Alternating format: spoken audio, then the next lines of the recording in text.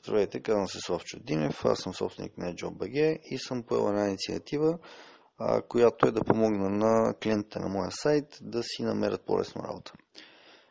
Първото нещо, което искам да обърна внимание е как се прави CV, защото това е нещо много важно и всъщност е първото нещо, което работодател вижда от вас.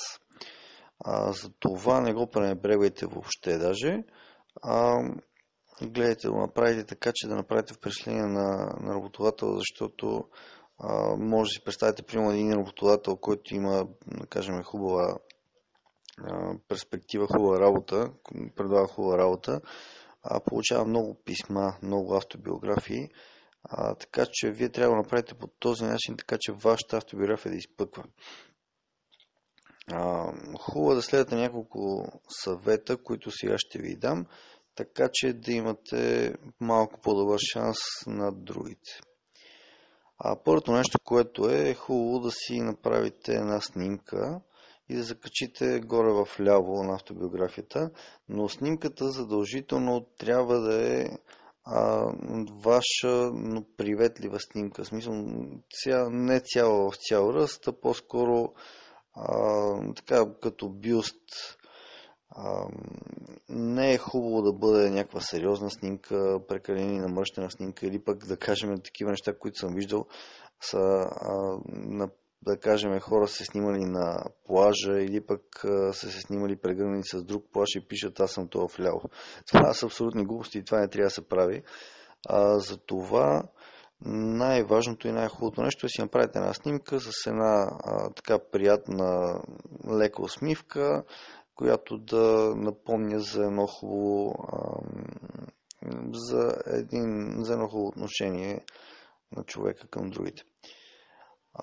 След снимката има някои много важни неща, които трябва да напишете. Това са вашите данни. Първо имената, разбира се, егенето не е нужно да го пишете, даже препоръчително да не го пишете. Две много важни неща са да напишете обаче имейл и номер. Номера е ясно, защото трябва да напишете имейла. Е също много важен, точно поради същата причина за контакт с вас. Но имейла е много полезен при положение да кажем, че работодател получи хиляди писма и иска по някакъв начин да ви отговори, дори да не ви вземат на работа, дори да не ви викнат на интервю, но той ако иска да бъде коректен с вас, ще ви прати примерно един имейл, няма звъни примерно 1000 човек. Така че е много важно да си направите един имейл, ако нямате, и съответно да го прикачите там. И другото много важно за този имейл е да не бъде от типа на сисито-писито, клонбаба ВБГ или някакви такива неща. Не, имейла трябва да бъде, да кажем, ако името ви е Иван Петров, примерно да бъде Иван, _Петров, клонбаба ВБГ или Gmail или там, където имате вие имейл. Не трябва да е някакъв лигав, не трябва да е някакъв глупав имейл, така че да не направи лошо впечатление на работодател. Освен тези неща, е хубаво да напишете и няколко допълнителни други неща. Това разбира се е опционално и може да не го направите, но да кажем, че е коректно към работодател. Те включват няколко неща, тези опционалните. Едното е да кажем дали пушите, може да напишете пушач или не. Това много работодатели съответно или ще го разберат по време на работа, или ще питат по време на интервюто и реално някъде да го скриете, ако го интересува. Така че все пак е хубаво това да си го напишете. Другото, което е, да кажем, ако сте жена и сте раждала и примерно имате малки деца, работодател примерно може да го приеме като плюс, защото все пак вече няма да излизате по майчинство, но пък винаги има един минус, който стои, че примерно може децата да се разболеят, пък може да отсъствате и да отсъствате точно заради децата ви. Така че има и плюсови и минуси и е хубаво да бъдете коректни и да ги напишете тези неща, вече работодател сам ще прецени дали е плюс или минус за него. Това е полезно. Пак ви казвам, може да не го пишете. Следващото нещо, което може да направите е в следващата секция, която е с вашите ключови компетентности. Работодател ще го оцени и даже може да се каже, че в много голям процент от случаите това ще бъде нещо, което ще бъде големия плюс и по-скоро нещо, върху което ще бъдете оценени. Ключовите компетентности са вашите, вие какво можете, общо взето какво сте най-добър. Разбира се, не трябва да преувеличавате и да пишете някакви неща, които не сте, но е хубаво да напишете вашите силни страни, няколко точки, примерно 5-6 точки или въобще колкото имате, разбира се. Ако имате повече силни страни, страхотно, по-хубаво да направите така, да запишете повече. Пак ви казвам, това е много важно, защото там идват много голям процент от оценките. След като запишете тези ключови компетентности, след това вече естествено преминаваме към работите, каквито сте имали до момента. Разбира се, работите ли в момента? Ако работите, най-хубаво е тя да бъде на първо място работа, която вършите в момента. Като следващите работи, които сте били работили преди, е хубаво пак в хронологичен ред назад да се. Значи започвам от последна работа, предпоследна, предпредпоследна и така надолу до всичките, които имате вие. Като тук е хубаво да не прекалявате прекалено много с много работи. Ако да кажем, сте имали различни видове работи през годините и да кажем, те са били в различни сфери. Пример ви давам. Били сте 2 години някакъв търговец, 5 години сте били строител, 4 години сте били, примерно да кажем, работили в офис и сте продавали пак някакъв вид търговска дейност. Няма да пишете, примерно, на работодател, кандидатствате като търговец отново, няма да пишете на работодател, че сте бил, примерно, 2 години строител, защото няма нужда. Това не го интересува. Освен ако не кандидатствате, разбира се, за търговец на строителни материали, това ще му бъде много полза.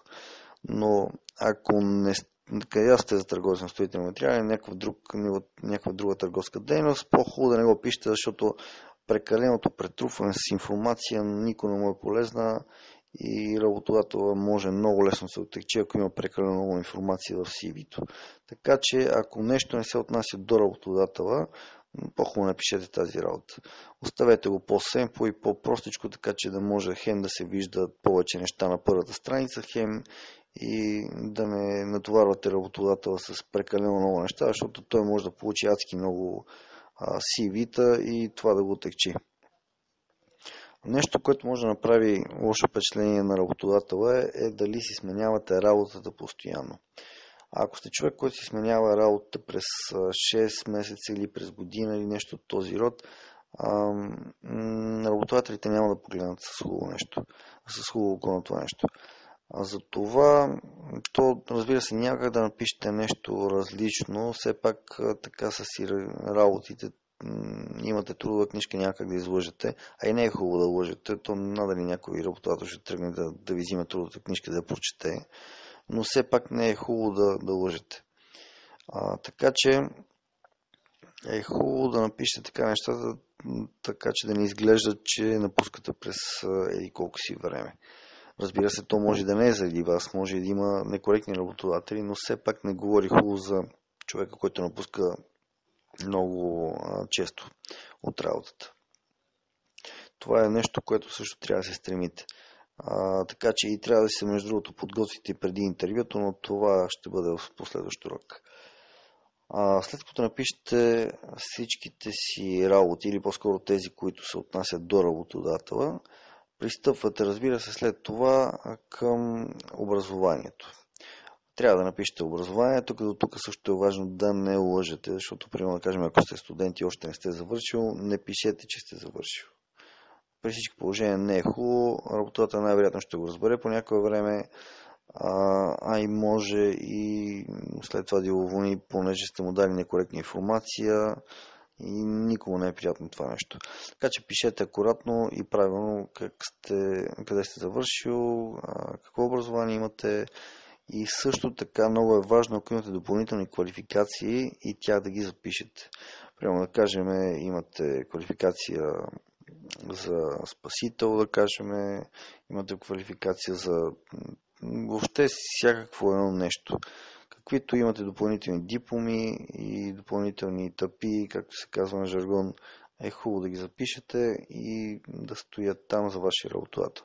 Разбира се, ако работодател не го интересува това нещо, може да го пропуснете. Но все пак е хубаво да го имате. Също така е много важно, ако знаете език, разбира се, не се съмнявам, че го напишете. Хубаво да го напишете, също така и да не лъжете на каква, примерно да кажем от скалата от 1 до 6, колко добре го владеете този език и разни други такива допълнителни неща, които владеете.